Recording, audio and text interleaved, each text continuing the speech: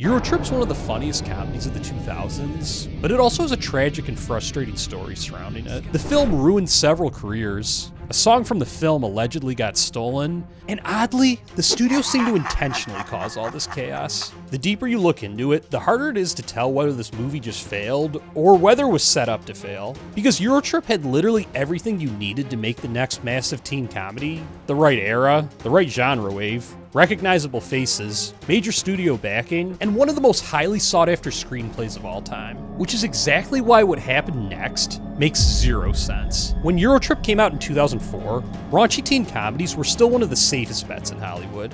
And it was set up perfectly to be the next link in this chain. American Pie had been released just 5 years earlier, shocking the world with a $235.5 million box office performance off of its modest $11 million budget. The studio got the message and it jumped on 2 sequels, both grossing well over $200 million, with the third installment, American Wedding, coming out just 6 months prior to EuroTrip. And then of course there was the ever-popular Road Trip, which came out a few years prior from DreamWorks, the same studio who made EuroTrip, and made a statement with nearly $120 million at the box office off of just a $16 million budget. So from DreamWorks' perspective, the blueprint was sitting right in front of them. And as much as I love Road Trip, I just don't think it's in the same league as EuroTrip. EuroTrip was really set up to be the next installment in what was the American Pie effect, and audiences were ready for it. The movie had real star power by way of one of its leads in Michelle Trachtenberg. How are you, darling? Good, how are you? Good to see you. So in this new movie that opens on Friday, you need to explain what that means Yes. and how you ended up doing that.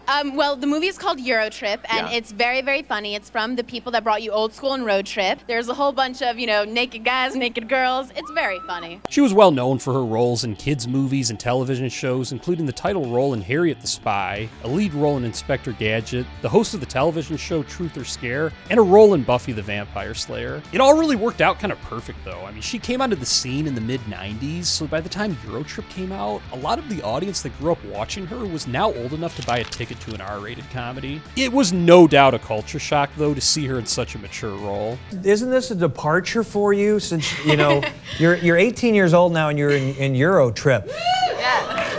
Is this a new kind of role you're playing? It is. I was on Buffy for 3 years, and I absolutely love the show, but I'm 18 now. But there was an even more bankable star. Someone who's grossed over $5 billion at the box office, who came in and made one of the most iconic cameos of all time. He says Scotty doesn't know. Oh, Scotty doesn't know. So don't tell Scotty. Scotty doesn't know. Scotty doesn't know. Already known for his lead roles in Saving Private Ryan, Good Will Hunting, and The Bourne Identity, EuroTrip landed Matt Damon. And I'm pretty sure we can all agree, EuroTrip was better than all of his prior works combined. But the story of how they actually got Matt to do the movie is pretty nuts. EuroTrip was shot almost entirely in Prague, and they were looking for an actor who they didn't have to fly out. It turned out Matt was actually shooting Brothers Grimm down the road, had a day off, and actually a personal connection to EuroTrip, having gone to college with the writers and co-directors. The movie, my friends directed a movie called EuroTrip, and I sang this song. It was very funny. It was called Scotty Doesn't Know. And one of my roommates from college actually wrote the song and sang it, and I lip-synced. He wore a wig for the Brothers Grimm, so he was actually able to shave his head for EuroTrip, and comedy movie history was made. He performed the infamous Scotty Doesn't Know, which I shamelessly will admit is on my workout playlist. But this song has actually led to its own world of controversy, because one of the biggest pop stars at the time, Miley Cyrus, or better known as Hannah Montana, was accused of stealing the song. I feel like I'm not supposed to definitively say what my opinion is, so I'm gonna share a demo of both songs and let you decide. Here's a demo of Scotty Doesn't Know.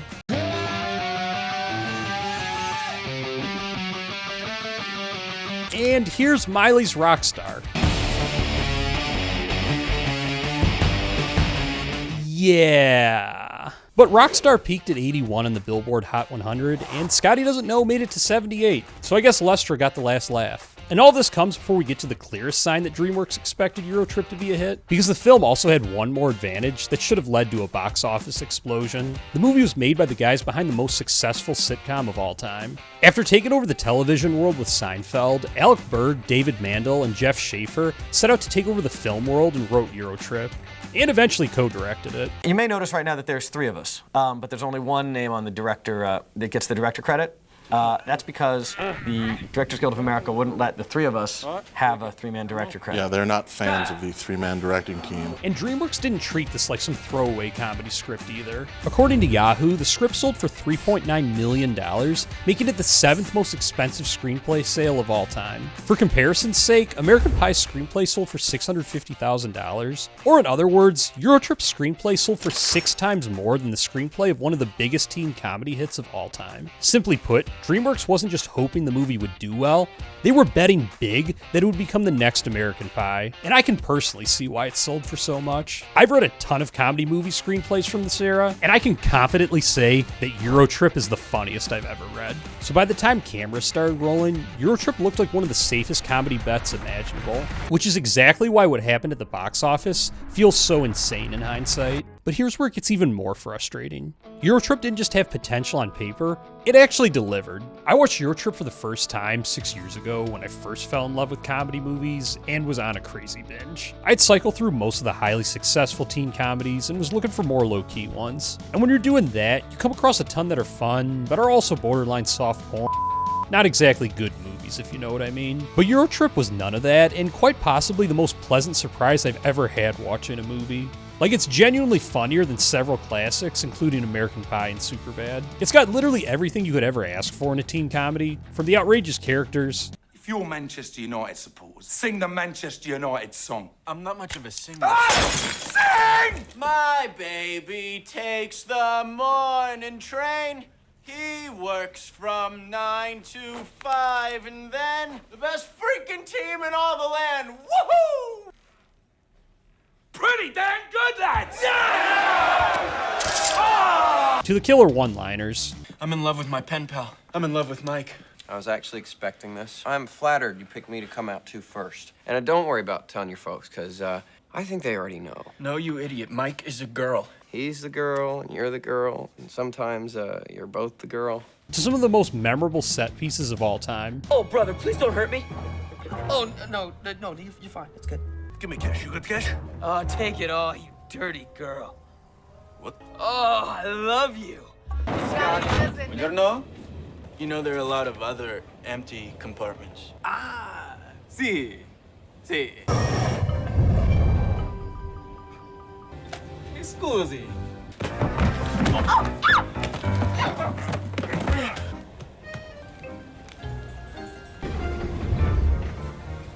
What the hell are you doing? Oh, mi scusi. Oh, no.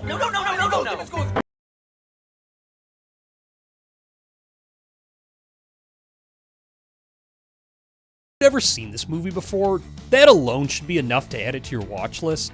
And if you have, it should serve as a reminder of just how funny this movie actually is. When I think of all of the great comedies, EuroTrip is number 1 on my list of comedies that I can always come back to no matter what, turn my brain off, and just laugh and have a good time. And that's what makes what happened next so insane.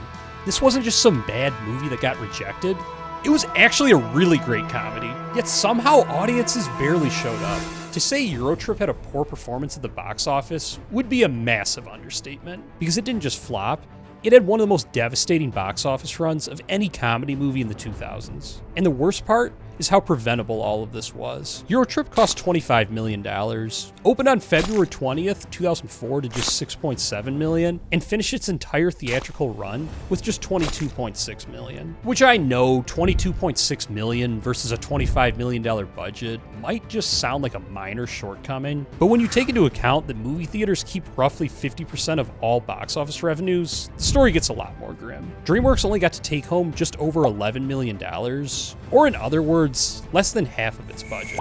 Not great. For a movie that was riding one of the hottest trends in Hollywood, that's not just bad, it's catastrophic. So how could this have even happened? I mean, we established it wasn't completely devoid of star power. It had an all-star writing team, and it ended up being genuinely hilarious. For the longest time, I assumed it was because Scott McElwes, Travis Wester, and Jacob Pitts were complete no-names. I mean, it was literally the first lead role ever for Travis and Jacob, and it was the first studio film ever for Scott, who went straight from graduation at UCLA to the set of EuroTrip. But that didn't seem to tell the full story, as American Pie blew up 5 years prior with even less star power. But the more I looked into it, the more I realized that there were 2 other factors that seemed to explain almost everything, and make all of this feel just So avoidable. For one, EuroTrip was released in February, commonly referred to as one of the 2 major dump months. And dump months are months in which audiences are notoriously smaller at the movie theater. This is largely due to the fact that they come at the dog days of winter where temperatures are frigid.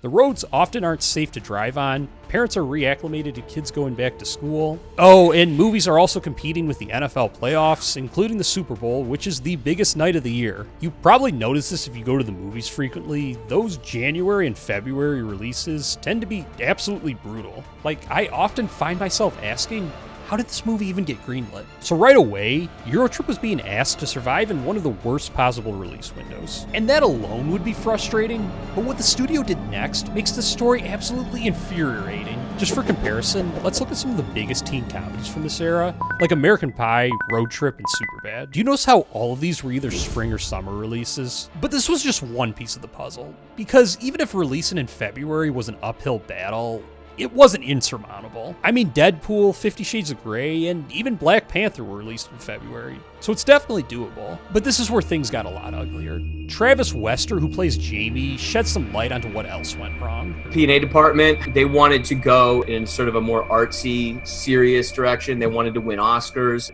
The tragedy of DreamWorks' decision to maybe not support it as much as they could have. This film could have done a lot better with a little bit more oomph. The writers and co-directors of the film shared their experience as well, stating, "It became apparent the studio hated it. We're not talking about them not liking this joke or that joke.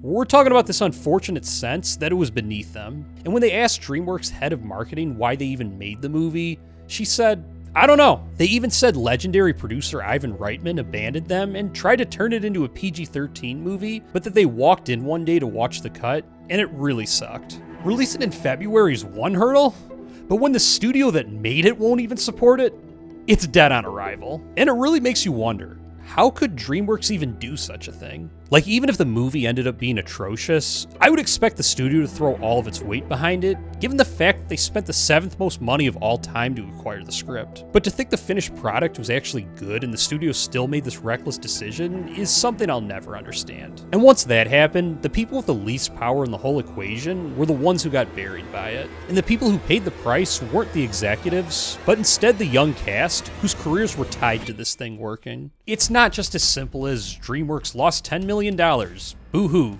No. The implications of this had an absolutely devastating effect on the careers of many involved. Because for the 3 young leads, EuroTrip wasn't just some acting gig, it was supposed to be the beginning of a success story. On its surface, despite how things went down at the box office, the idea of getting to go to Europe fresh out of college and shoot a Hollywood film without a care in the world sounds like a dream. And they definitely had a ton of fun doing so. I loved it. I had a great time. I was living high on the hog. I mean, it was great. And you should definitely go to Prague. I mean, I think a lot of people, there was a lot of people from England there that I saw when I was there. It's an amazing city. Hung out in Prague and went to these bars and had beer and watched bands. And I get to keep all those memories kind of in these pockets in my mind. Hell, I remember the first few years after I graduated from college. I traveled across the U.S. following the Michigan football team throughout their golden years, all the way to the national championship. Some of the greatest memories of my life.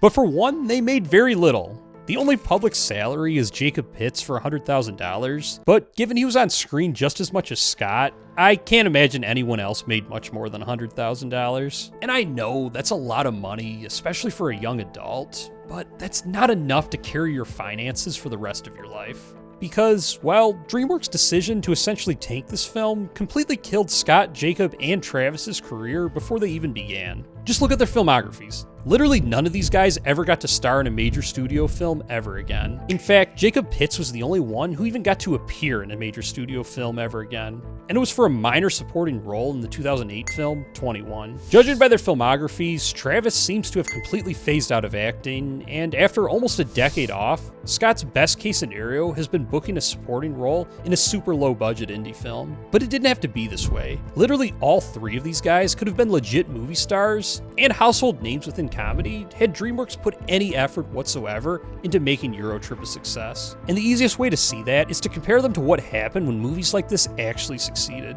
Because Hollywood has shown time and time again that when one of these comedies hits, it can change an actor's life overnight. Don't believe me? Just look at American Pie and Superbad. American Pie was the first major role for Jason Biggs. Well, We'll just tell your mother that we ate it all. The biggest role yet for Chris Klein, and it was Seann William Scott's first movie ever. Once that movie hit, Jason Biggs immediately started getting major studio films like Loser, Boys and Girls, and Saving Silverman. The same can be said for Chris Klein, who starred in studio films such as Here on Earth, Rollerball, and Just Friends. And yes, maybe these weren't the biggest films, but they were major studio releases and inevitably came with healthy paychecks. Not to mention all the sequels American Pie got that EuroTrip missed out on. And then, of course, Seann William Scott took over the genre with Road Trip, Role Models, and Dude, Where's My Car, just to name a few. Literally the entire ensemble cast saw some form of success following American Pie. That's just how powerful one breakout comedy can be.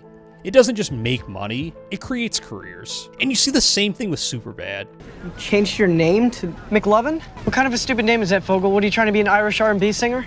Oh, they let you pick any name you want when you get down there. It was Jonah Hill and Michael Cera's first lead role ever, and Christopher Mintz-Plase's first movie role ever. And following the success, Christopher went on to do Role Models, Kick-Ass, and Neighbors. Michael Cera followed it up with Year One, Nick and Nora's Infinite Playlist, and Scott Pilgrim vs. the World. While Jonah Hill had the Seann William Scott career arc and did Funny People, 21 Jump Street, and Wolf of Wall Street. So when you compare that to EuroTrip, it becomes impossible not to see how inevitably different each of these guys' lives would have been if the movie performed at the box office. The only lead who went on to do anything major afterwards was Michelle Trachtenberg, but even her best days were well behind her following EuroTrip, and that modest success no doubt came because she was already well established before EuroTrip. But her story came with the most tragic ending of all, with her dying last year at the age of 39 due to complications related to diabetes. And I genuinely can't think of a celebrity death that has shook me more than Michelle's. I remember reading the news and just sitting in my room in silence for about 30 minutes, and it was on the top of my mind the next couple of days. It also gives me goosebumps to think about every time I rewatch the movie or even walk by the poster on my wall. There were a couple of actors in the film who went on to do big things afterwards, like Matt Damon with The Departed and Jeffrey Tambor with The Hangover, but let's be real, EuroTrip had literally nothing to do with their future success. They were already household names. And in one of the strangest twists in the whole story, the writers and directors had the exact opposite outcome. Instead of finding themselves being left with scraps, or no career at all, they went on to launch one of HBO's most successful shows of all time in Curb Your Enthusiasm. Co-wrote the massive 2012 comedy The Dictator, and worked on several other iconic shows including Veep, Barry, The League, and Silicon Valley. And if that's the fate you get as a writer-director when the movie flops, I can confidently say as a writer-director myself that I'm on the right side of the camera. I feel like this is the part where I'm supposed to plug my own work. So yeah, you can check out my directorial debut, Rosetta Stone, which is currently streaming for free on Tubi. Or if you hate ads, you can check it out on Amazon for $1.99. But the frustration doesn't stop there, because the movie was literally destined for success. And we know this because the second audiences actually found out about the movie, it blew up. The only problem was that by the time this happened, it was too late, and the consequences the box office flop had were irreversible. Years after the theatrical mess, audiences en masse found EuroTrip both via DVD and streaming platforms. As the writers and co-directors put it, a cult hit is just one step above a total bomb. But it has to be a total bomb first for that to happen. Sure, we would have liked the giant blockbuster, but at this point, I'll take it. EuroTrip's following has grown so large that when it had its 10th anniversary screening, it had a massive crowd show up, as mentioned by Travis Wester. Screening for the 10-year anniversary at the ArcLight in Hollywood, Kevin Smith hosted it. You know, people came out and people were like in those Vandersex shirts. People had them, I don't know where they got them. In other words, the audience was there, it just didn't reach them in time. Hell, the movie's even become such a cult classic that it saved a woman from a coma.